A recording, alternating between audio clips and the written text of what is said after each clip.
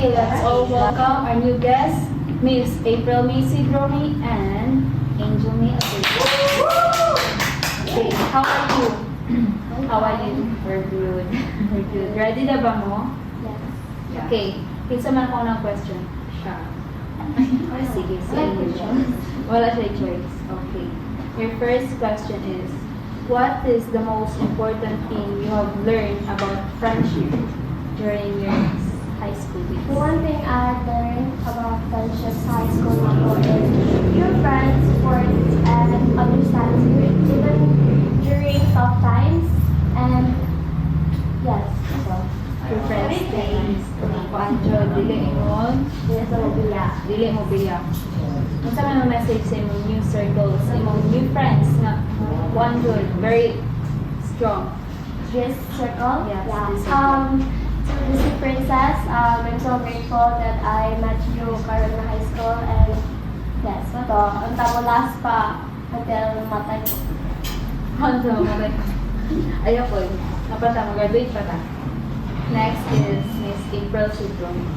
On your first day in senior high school, did you ever feel like you were being judged, unwanted, or out of place by others? By sa iyong mga classmate sa grade 11?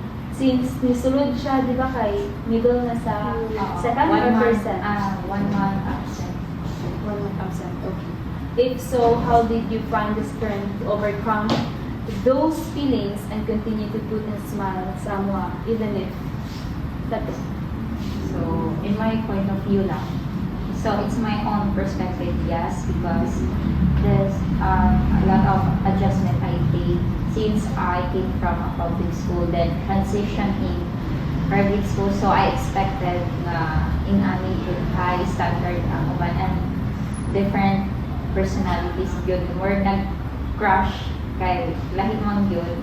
But through sa kadugay na po nag-meet and memories that we made, kaya na-change akong how I saw it.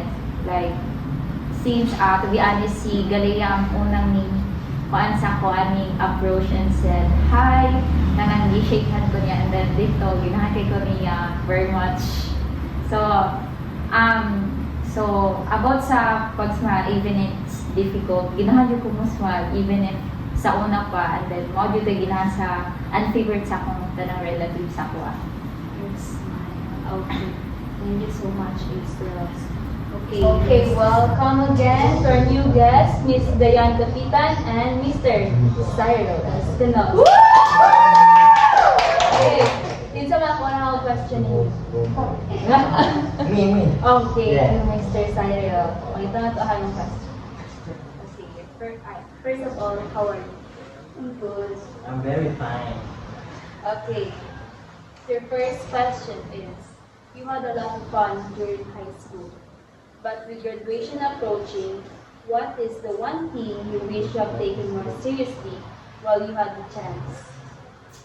Pinaka-proud ito nga. I wish nga akong iseryoso ito kaya akong pag-eskwela. Kaya dagan yung kong nangis, sige akong naunang bingaw kay aligi college, pero gusto biya ko competitive biya akong natawag. So ganahan ko mukhaan ba, labaw pa nila bitaw. So akong gusto mo nga ibalik nga akong natarong kaya akong studies. Punta na honor ko or ako i-prove nila nga kaya na ako. Ano bitaw? So yeah. Okay, ikaw, Miss Dayan Lapitan. Gato ka dali, ha? Tama po ka, Dayan. Dayan Lapitan. Okay, Miss Dayan Lapitan. You were a student athlete from grade 7 to grade 11, right? Looking back, how did you balance sports and your school activities? So, pag-balance sa studies and pamagi sa pagpursige, sali sa pagalingan, always magulang mag-positive or kaya din. Makasagad na po pala. Lisod lang po. Yeah. Okay, nasa may mga advice sa mga student athlete right now, mga galisod o balance? Dapat magulang positive. Dili ka mag-duha, then always trust ka. Okay, good day everyone. Now let's welcome our new guest, Mr. Stephen Gamoten and Hello guys. Albert Pilapil. Okay, how are you naman kamunduha? Kira, Feeling? Say feeling nyo. feeling guwapo. Wow! Kinsa may kinsa may gusto mo answer nito? Question na Yes, lang sir. na. Yes, sir. Stephen Gamutin. Sorry. Oh my God. Okay, Mr. Stephen. How does it feel being surrounded by classmates who are always studying and seem so focused on academics? Does it ever make you feel pressure, or do you find it motivating in what way? I feel motivate kay motivate ko para nila kay ako yung magpuon. Mupian ako nila, magtagad ako dancer nila. So mura ko. Motivate ka. Okay, motivate. Motivate Thank ako. you. Last question, Mr. Hilbert Pilapil. During the 2-day retreat on the campus, what was the one experience or moment that made you feel connected to your classmates, friends, and campus? Ano, sa kwan, sa second day. Second day. Yes. Sa Pang kanila kami. okay, sa night. Ang saan naman? Ano ka din dipili? Kay kwan. Umot, hindi na po na to. Hila ka kung saan ang gilakan.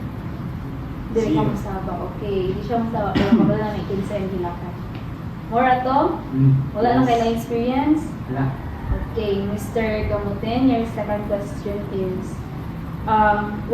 with only 2 weeks left until graduation, what is one memory from your school days that stand out the most? Memories? Yeah, or memory, whatever. Katong kuan. Katong, Siyempre, katong nailog ko. So guys, wait. Po na din. ito na-love ka. Okay, hindi na mag-name drop Ni? kinsa. Pero ano ka ito man yung most, memorable? No. May part man to sa kuan. You know, high school journey. Siyempre na kay high school partner. Oh, wow. Yes. Okay, very Sa game rap ako, guys. Okay, very kay kagwas ay tubag. Kulang na specific. Next segment. Day everyone. Now let's welcome our new guest, Mr. Daniel Lago and Mr. Josh. Okay, how are you feeling naman guys? Very fine. Very fine. Very fine po. Okay, ready na ba mo? Katong question and answer? Ready. Okay, kinsa man ako na question niyo? Okay, Josh and Woodjuna.